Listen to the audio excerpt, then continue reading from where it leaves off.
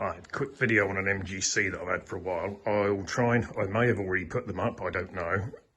I'll try and find the pictures of the other cars. This and the Jaguar, which I'll do tomorrow, were all owned by the same person. He actually owned a couple of E-Types, a couple of Aston Martins. What else was it? Rover Coupe. Not Rover Coupe. Rover P5 Saloon, which I bought.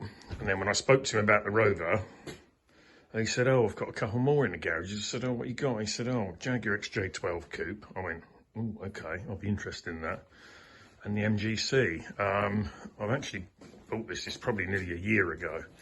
He spent quite a lot of money on it before it was laid up. Got a new roof, some new interior parts.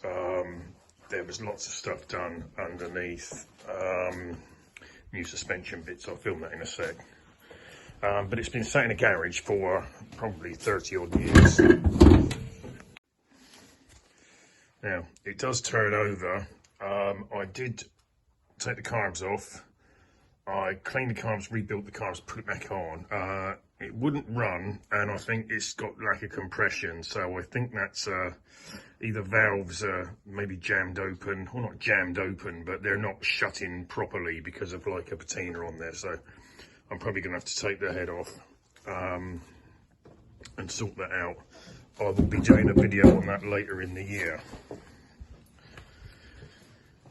But I did ask the chap how come he had so many special cars, but he basically, like all of us, he liked cars, he could buy them. He was an advertising executive quite high up, and you know, so he could afford it. And then he put them in storage. And so, yeah, I'll get round to it one day. I'll do that next week or 6 months or next year or whatever. And yeah, life got in the way, and then it was 30 years later. But he'd already sold the Astons and the E-Types for obvious reasons. And I managed to get in there because I bought the Rover. I spoke to him about these and got these. So yeah, video on this coming soon. Quick picture of the Jag tomorrow.